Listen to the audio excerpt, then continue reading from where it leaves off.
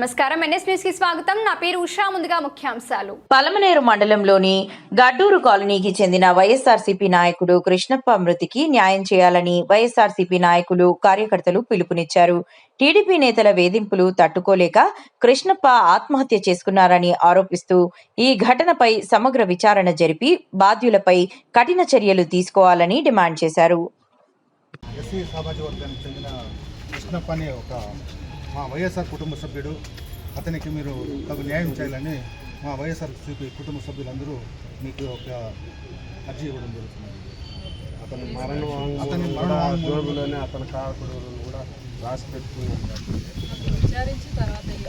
అతని వల్లనే చనిపోయాడు. అందులోనే ఎస్సీ కాబట్టి ఇతను ఎక్కువ వేదన గురి చేయడం వల్లనే అతను హాని చేసుకోవడం, భార్య కానీ పిల్లలు అందరూ అనాథలైతున్నారు. కాబట్టి వాళ్ళకి ఖచ్చితంగా న్యాయం జరిగింది. కేసు కట్టాము, ఇన్వెస్టిగేషన్ చేస్తున్నాం. నిన్న ఇచ్చారు కదమ్మా, మీరే కదా సరే అమ్మా, విచారణ చేసి చేస్తాము. మీరేం బాధపడద్దు మేడం. దీంట్లో ఎవరెవరు బాధ్యులు ఉన్నారో అందరినీ అరెస్ట్ చేస్తున్నారు.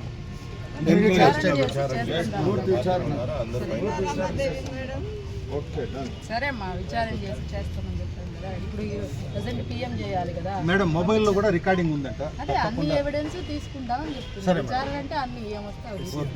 సరే కేసులో ఎస్సీ అట్రాసిటీ కూడా యాడ్ చేయాలి. తప్పకుండా ఏమొస్తే దాన్ని చేస్తాము అంటున్నాను. ఎస్సీ ఉంటే దాని ప్రకారం చేస్తాం. అందరికీ నమస్కారం. ఇక్కడ విచ్చేసినటువంటి వైఎస్ఆర్సీపీ కుటుంబ సభ్యులకి, మీడియా సోదరులకి అందరికీ హృదయపూర్వక నమస్కారములు. ఈరోజు చాలా బాధాకరమైన దినం. ఎందుకంటే ఈరోజు వైఎస్ఆర్సీపీ కుటుంబ సభ్యుడు, మా సోదరుడు, ఎస్సీ మాల సామాజిక వర్గానికి చెందినటువంటి కృష్ణప్ప నిన్న తెలుగుదేశం కార్యకర్తల వలన నిన్న మామిడి తోటలో ఉరుబోసుకొని చనిపోవడం జరిగింది.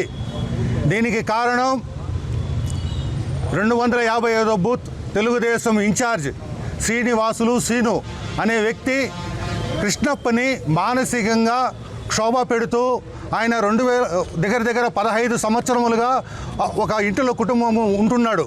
ఆయన్ని మానసికంగా ఆయన వచ్చి సీనా అనే వ్యక్తి ఇప్పుడు వచ్చి తెలుగుదేశం పార్టీ అధికారంలోకి వచ్చిన తర్వాత సీనా మన కృష్ణప్పని పిలిచి, నువ్వు ఈ ఇంట్లో ఉన్నావు కానీ ఈ ఇల్లు నీది కాదు, రమాదేవి అనే చెప్పి అతన్ని బెదిరించడం జరిగింది.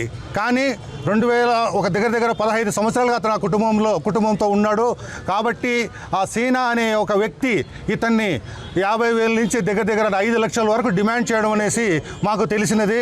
కాబట్టి దీనిపైన తెలుగుదేశం నాయకులు, కార్యకర్తలు అందరూ దీనిపైన ఆ సీనా అనే ఒక వ్యక్తి ఇతన్ని 50,000 నుంచి దగ్గర 5 లక్షల వరకు డిమాండ్ చేయడం అనేసి మాకు తెలిసినది. కాబట్టి దీనిపైన తెలుగుదేశం నాయకులు, కార్యకర్తలు అందరూ దీనిపైన ఆ యొక్క సీనా అనే వ్యక్తిని మీరు ప్రశ్నించి కృష్ణప్ప కుటుంబానికి మీరు న్యాయం చేయాలని నేను మనస్ఫూర్తిగా కోరుకుంటున్నాను. ఎందుకురా చెప్తా ఉన్నానంటే, మన అచ్చెన్నాయుడు గారు చెప్పారు, మీరు ఒక బెల్ట్ వేసుకొచ్చి స్టేషన్లో మీరు ఏం చెప్తే వాళ్ళు చేస్తారు అని చెప్పేసి. అలాగే మన లోకేష్ గారు చెప్పారు రెడ్ బుక్ రాజ్యాంగం అనేసి. మీరు ఇన్ని రోజులు ఇది రాష్ట్రంలో జరుగుతూ ఉంది, కానీ ఈ సంస్కృతి పలమనేరులో కూడా స్టార్ట్ అయింది. ఎందుకంటే దానికి ఒక ఉదాహరణ నేను కూడా ఒక బాధ్యుడినే. చెప్పచ్చో చెప్పకూడదు, కానీ ఈ సందర్భంగా నాది కూడా చెప్తున్నాను. ఒక కమిషనర్ వచ్చి 10 రోజులు కూడా కాలేదు. ఆయన వచ్చి 10 రోజులు. ఓకేనా? ఈరోజు అనగా నిన్న పలమనేరు నియోజకవర్గం బోరెడ్డిపల్లి కాలనీలో జరిగినటువంటి విచార ఘటన ఈ ఆంధ్ర రాష్ట్రంలో రెడ్ బుక్ పాలన సాగేదానికి ఇది నిదర్శనం అవునా కాదా అని చెప్పి మేము అడుగుతా ఉన్నాం తెలుగుదేశం పార్టీ నాయకుల్ని. ఇంతవరకు పలమనేరు చరిత్రలో ఎక్కడా కూడా ఇలాంటి వేధింపులు జరగలేదు, కానీ ఈసారి ఇలాంటి వేధింపులకి నాంది పలికారు మీరు. ఇది ఎంతవరకు సమంజమని అడుగుతా ఉన్నాము. ఇవన్నీ కూడా ప్రతి ఒక్క విషయం కూడా ఇక్కడ జరిగేటువంటి పేకాట కాడి నుంచి, లాటరీ టికెట్ కాడి నుంచి, గంజాయి కాడి నుంచి ఏ ఒక్క విషయమో ఈ పలమనేరు శాసనసభ్యులకి తెలుసా తెలియదని అడుగుతూ ఉన్నాం. మేము ఒకటే అడిగేది, గడ్డూరు కాలనీలో ఒక ఎస్సీ కులంకు చెందినటువంటి కృష్ణప్పను మీ పార్టీ 255 బూత్ ఇన్ఛార్జ్ శ్రీనివాసులు అనే అతను వేధించి కులం పేరుతో దూషించి అవమానపరిచి అతని కుటుంబానికి దిక్కు లేకుండా చేసింది మీ తెలుగుదేశం పార్టీకి. ఇది తగునా అని అడుగుతూ ఉన్నాము. ఇలాంటివి ఇదే కానీ కొనసాగితే రేపు రాబోయే ఎలక్షన్స్లో రేపు మేమే కానీ అధికారంలోకి వస్తే ఇలాంటివి మళ్ళీ విపరీతంగా చేయాల్సి వస్తుందని చెప్పి కూడా మీకు హెచ్చరిస్తూ ఉన్నాం. కానీ పలమనేరులో ప్రశాంతంగా మారిపోయారు. ఇంతవరకు చరిత్రలో ఎక్కడా కూడా ఎస్సీ కులం పైన పడినటువంటి దాఖలాలు లేవు. ఒక ఎస్సీ కుటుంబానికి చెందిన వ్యక్తి, ఒక పెయింటరు పొగలంతా కష్టపడి ఒక కూలి చేసుకొని వస్తే తప్ప అతని కుటుంబాన్ని సాకిలైనటువంటి పరిస్థితిలో దీని వెనకాల శ్రీనివాసులు ఒక్కడే కాదు, దీని వెనకాల అధికార పార్టీ నాయకులు ఎవరెవరు ఉన్నారో వాళ్ళందరి మీద కూడా తగిన చర్యలు తీసుకోవాలా, ఎంక్వైరీ పారదర్శకంగా జరిపించాలా. కృష్ణప్ప కుటుంబానికి ప్రభుత్వం నుంచి 50 లక్షల రూపాయలు పారితోషికం అందించాలని చెప్పి, ఎందుకు ఆత్మహత్య చేసుకున్నాడు కాబట్టి అవి అందించాలని చెప్పి వైఎస్ఆర్ కాంగ్రెస్ పార్టీ తరఫున డిమాండ్ చేస్తూ ఉన్నాం. అదే కాకుండా అక్కడ కృష్ణప్ప ఎస్సీ కులాన్ని వేధిస్తారు.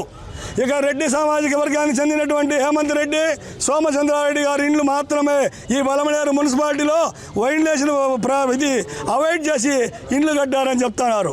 ఒక్కటి మీరు గుంటె మీద చేసుకొని అదురుతూ ఉంటా, మీ పై ఉండేటువంటి నాయకుడి నుంచి మీ కింద ఉండేటువంటి అధికారి వరకు ఎవరైనా సరే వైలేషన్ లేకుండా ఇండ్లు నిర్మించింటే ఫస్ట్ మీరు తీసుకోరండి, తర్వాత మా నాయకులు కూడా కొట్టేయండి అని చెప్పి ఈ సభాముఖంగా తెలియజేస్తూ ఉంటాను.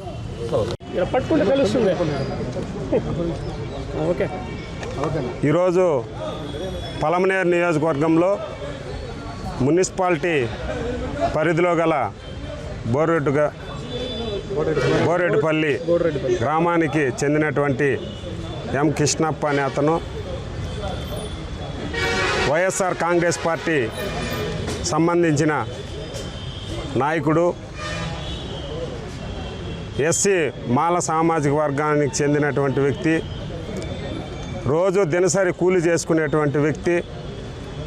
అలాంటి వ్యక్తి నివసిస్తున్నటువంటి స్థల వివాదంలో తెలుగుదేశం పార్టీ కూటమి ప్రభుత్వం అధికారంలోకి వచ్చినప్పటి నుంచి కూడా అతన్ని తరచూ వేధిస్తూ అతన్ని మానసికంగా బాధ పెడుతూ అతని కుటుంబం పైన అనేకసార్లు దాడులు చేస్తూ అతనిపైన దాడులు చేస్తూ చివరికి అతను మానసిక ఒత్తిడికి లోనై ఈ కూటమి ప్రభుత్వ అరాచకాలని తట్టుకోలేక ఆ శ్రీనివాసులు అనే అతని వేదనకి తట్టుకోలేక నిన్న ఒక మామిడి చెట్టుకి ఉరివేసుకొని జోబీలో శ్రీనివాసులే నా మరణానికి కారణము అని చెప్పి మరణ వాంగ్మూలాన్ని ఇస్తూ చనిపోవడం జరిగింది.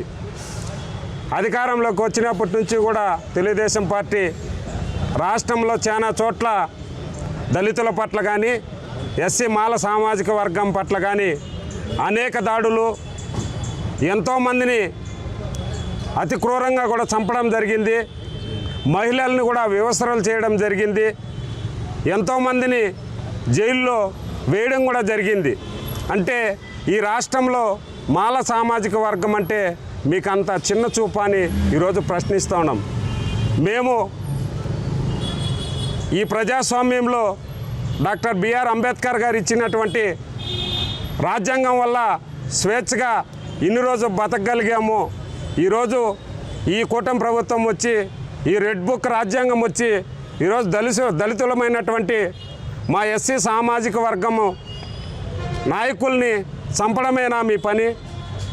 మేము కనీసము ఈ ప్రజాస్వామ్యంలో ఈ మనుషుల మధ్య బ్రతకడానికి కూడా వీలు కాకుండా మా సామాజిక వర్గం సంబంధించినటువంటి వ్యక్తుల్ని, తిరగబడేది తెలియనటువంటి వ్యక్తుల్ని ఈ విధంగా చంపేసి వాళ్ళ కుటుంబాన్ని అనాథలు చేసి ఆ కుటుంబం ఈరోజు ఆ తల్లి కానీ పడే వేదన, వాళ్ళకు ఉన్నటువంటి పిల్లలు పడే వేదన చూస్తే అందరికీ కూడా చాలా జాలేస్తుంది. కాబట్టి ఈ పలమనేరు నియోజకవర్గంలో ఇలాంటి దుశ్చర్యలకి ఎప్పుడు ఏ పార్టీ కూడా పాల్పడలేదు. ఈ విధమైనటువంటి సంఘటన జరగడం మా పార్టీ తరఫున మేము చాలా బాధపడుతున్నాం.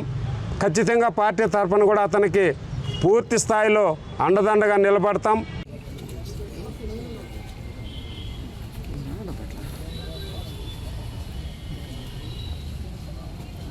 మేడం, ఎస్సీ సామాజిక వర్గానికి చెందిన కృష్ణప్ప అనే ఒక మా వైఎస్ఆర్ కుటుంబ సభ్యుడు, అతనికి మీరు తగు న్యాయం చేయాలని మా వైఎస్ఆర్సీపీ కుటుంబ సభ్యులందరూ మీకు ఒక అర్జీ ఇవ్వడం జరుగుతుంది. అతని మరణ వాంగ్మూలంలోనే అతని కారకుడులను కూడా రాసి పెట్టుకున్నాడు. విచారించి తర్వాత ఏముంటుంది అతని వల్లనే చనిపోయాడు. అందులోనే ఎస్సీ కాబట్టి ఇతను ఎక్కువ వేదన గురి చేయడం వల్లనే అతను హ్యాంగింగ్ చేసుకోవడం, భార్య కానీ పిల్లలు అందరూ అనాథలవుతున్నారు కాబట్టి వాళ్ళకి ఖచ్చితంగా న్యాయం జరిగింది. కేసు కట్టాము, ఇన్వెస్టిగేషన్ చేస్తున్నాం. నిన్న ఇచ్చారు కదమ్మా, మీరే కదా కంప్లైంట్. సరే అమ్మా, విచారణ చేసి చేస్తాము, మీరేం బాధపడద్దండి. మేడం, దీంట్లో ఎవరెవరు బాధ్యులు ఉండాలో అందరినీ అరెస్ట్ చేయాల్సిందా?